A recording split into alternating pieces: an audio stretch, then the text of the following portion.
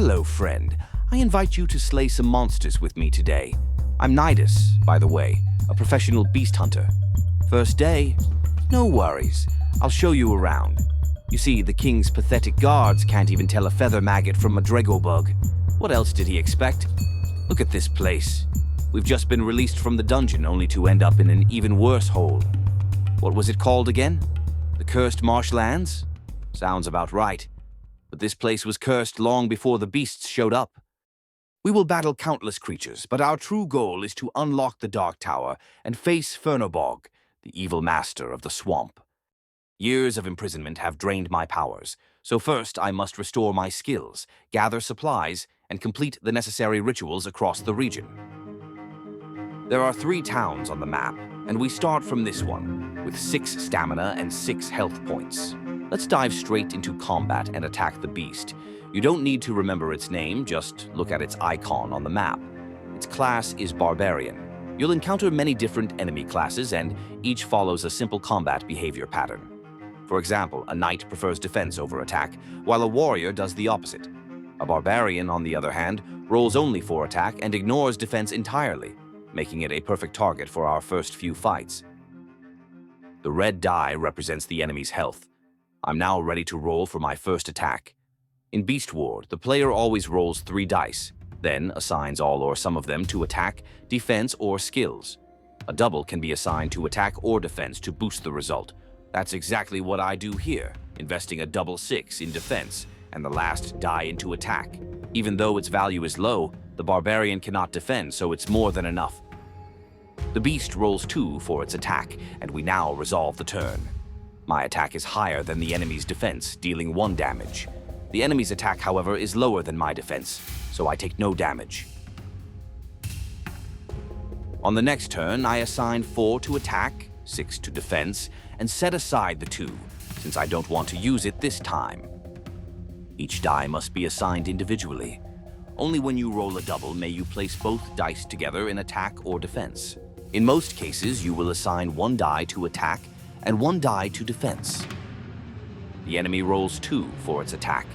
As before, my attack deals 1 damage, while the enemy's attack is too low to harm me. Can I do more damage? I can, but only once I spend experience points to upgrade the relevant skill. Precision. I land a solid hit. Nice. The next roll isn't in my favor, though. Thankfully, my illusion spell lets me tweak a die. That 5 becomes a 6.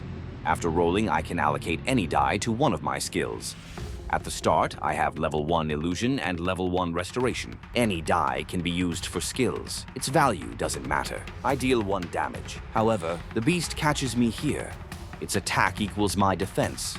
Normally, this would deal full damage, 2 for barbarians, but it only deals 1 damage because its attack matches my defense. The same rule applies to my attacks. Whenever attack and defense are equal, damage is always reduced to 1.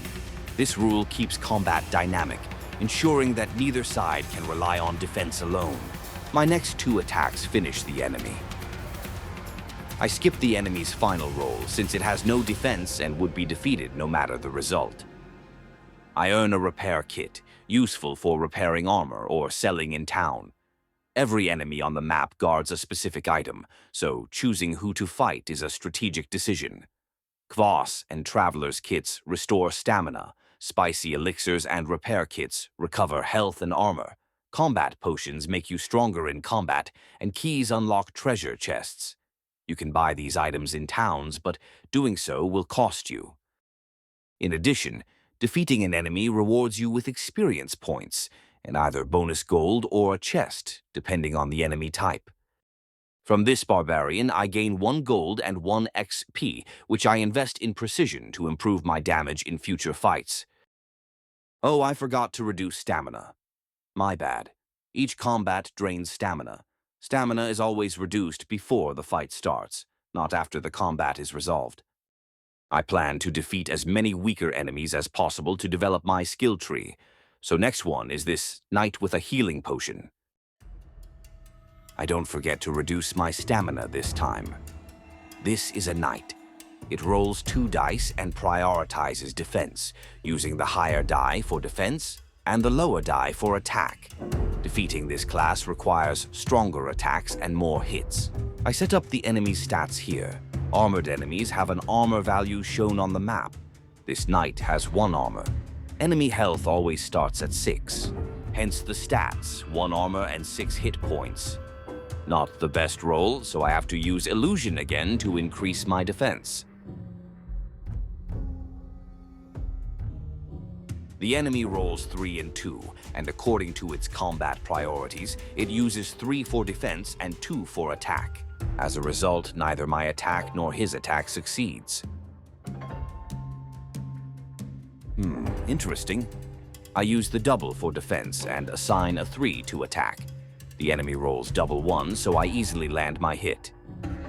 The knight lost its armor. I hit again. Nice, but my next strike is even better. A critical. With 3 consecutive numbers, I deal 3 damage and avoid the enemy's attack. This ability can only trigger once per fight, but it's incredibly useful and satisfying.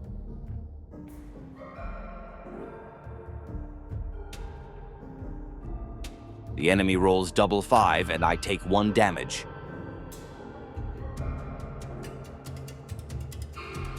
Oh, what a roll. Okay, let's finish it faster then. A double 6 on the attack, followed by another 6 on the next turn, leaves the enemy with no chance.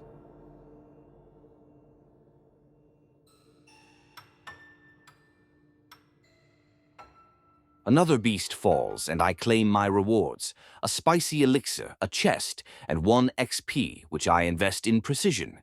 By now, you should have a good grasp of the basics.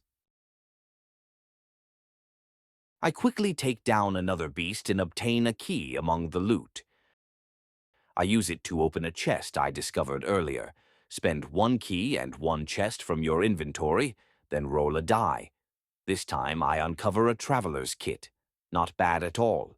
Since I'm still in the town area, I sell the item for 3 gold and spend it on the local blacksmith services to repair my armor. A player can spend 2 gold in any town to sleep and restore stamina, or 3 gold to repair armor. As mentioned earlier, I focus on fighting low-level enemies in the early game, so I attack another nearby knight. It's not without complications, but I defeat it, losing 2 armor in the process. As you can see, I decided to attack only nearby enemies. This way, I can stay within the borders of the town, keeping access to its services while developing my skills and filling my inventory with items needed for tougher enemies and distant regions. But it looks like my practice is over, and I have to move on to the next area. I could have attacked the last enemy here, but it's a rogue, the toughest type. Fighting it now would likely result in heavy damage or even death. After resting at the inn, I travel to a new area. Moving between areas costs 1 stamina, and engaging an enemy costs 1 more.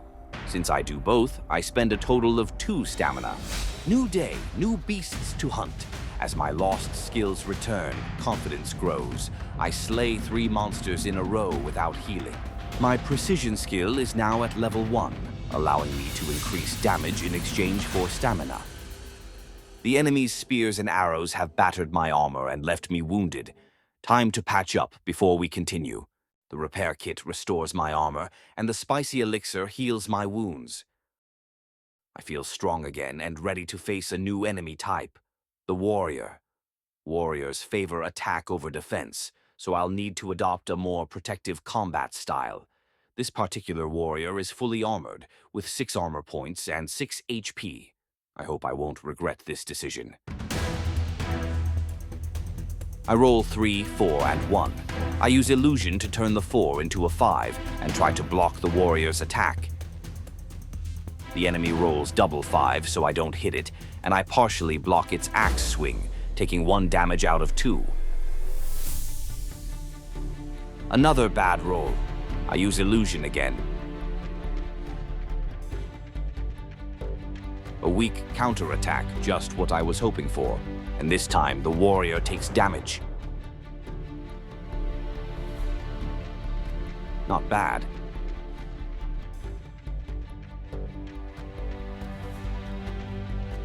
but not enough to parry the heavy axe this time. We both get hit. My damage is 1, while the enemy's is 2. I have a bad feeling about this one. Double 6, always welcome. Good chance to hit, and just as predicted, it lands. Nice. I stick to a defensive strategy, using the illusion spell to boost my defense die. So far, it's working.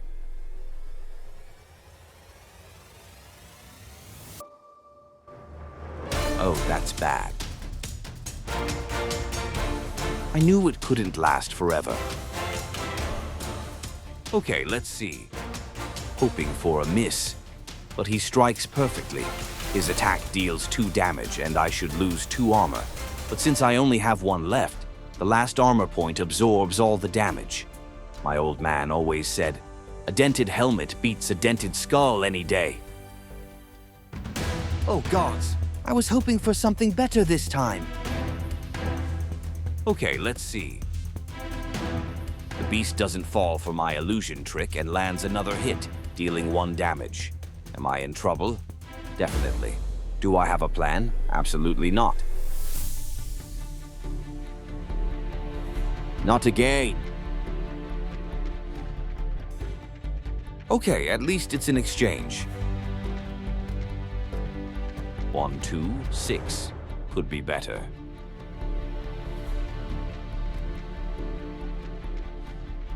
Oh gods. It's going to be tough. What is this thing?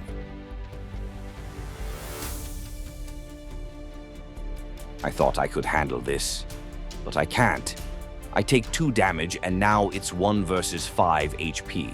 Wish me luck, and look, if I die, tell the monster you're not with me. I still heavily rely on illusion, but maybe it was a bad decision. Near miss.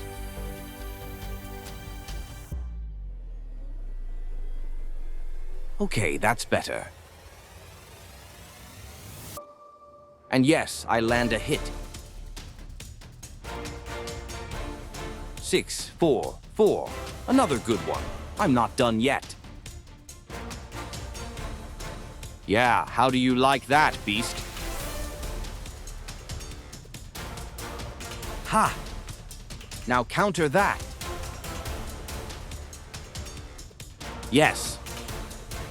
I swear if I survive, I'll demand a double payment for this job. And it's a critical hit. 3 numbers in a row. Not on my shift, beast. Remember this day, boy.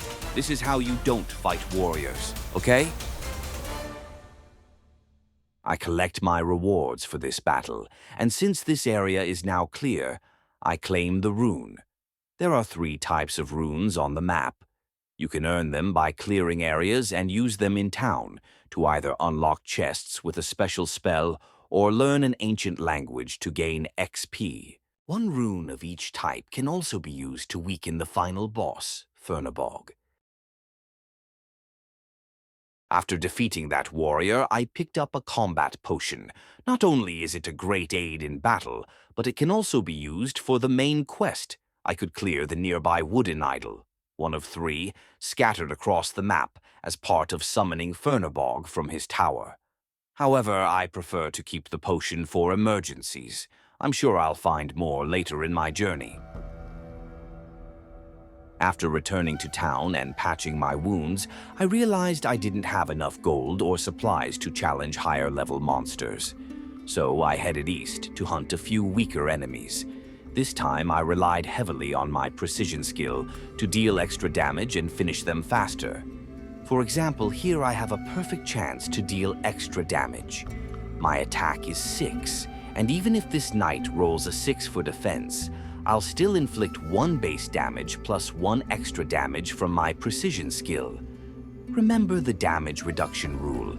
When attack and defense dice are equal, damage is reduced to 1. Precision, like several enemy spells, counts as an additional attack. Its damage ranges from 1 to 3 and can also be reduced to 1 if matched by equal defense. Even then, combined with my basic damage, it still results in double damage overall, so why not use it more often? See, 1 hit, 2 damage, and it's defeated. I've already shown you most of it, so by now you should have a good idea of how things work here. So let's wrap it up.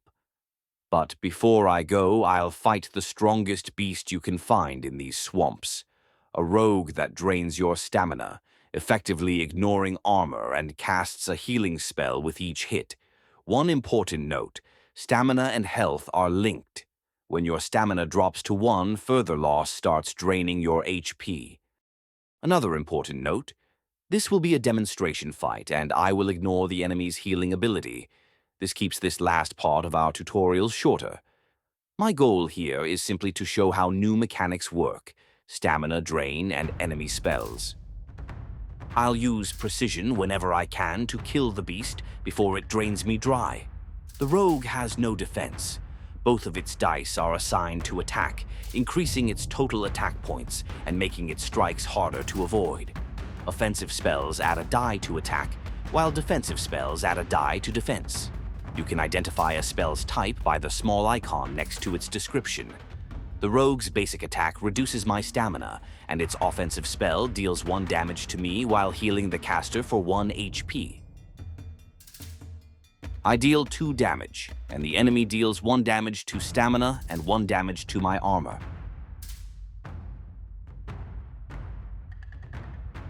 Next turn, I want to try block it using my illusion skill. No, sadly it didn't work.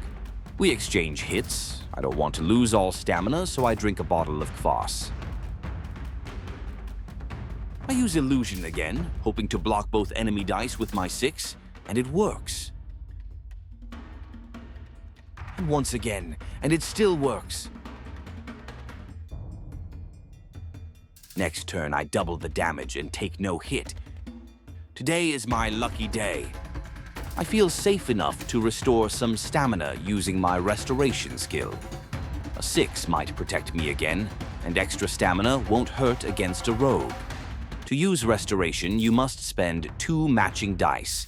Their value doesn't matter, just like with other skills. Using low dice for skills is often a good way to mitigate bad luck. The rogue rolls 1 and 6. Unfortunately, 6 wasn't enough. My attempts to block its attacks aren't very effective.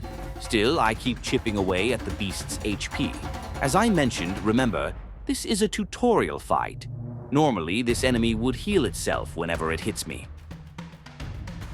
And this hit will be the last one. I use precision and deal 2 damage, regardless of the enemy's roll. I collect my rewards, and with the town area now cleared of monsters, I mark it on the main quest tracker. 2 more town areas remain to be cleared, and 3 idols to restore before I can face the final boss and complete my mission. Learn more about the game on Kickstarter, link in the description. Thanks for watching this introduction, and I hope to welcome you among the ranks of Beastward Hunters.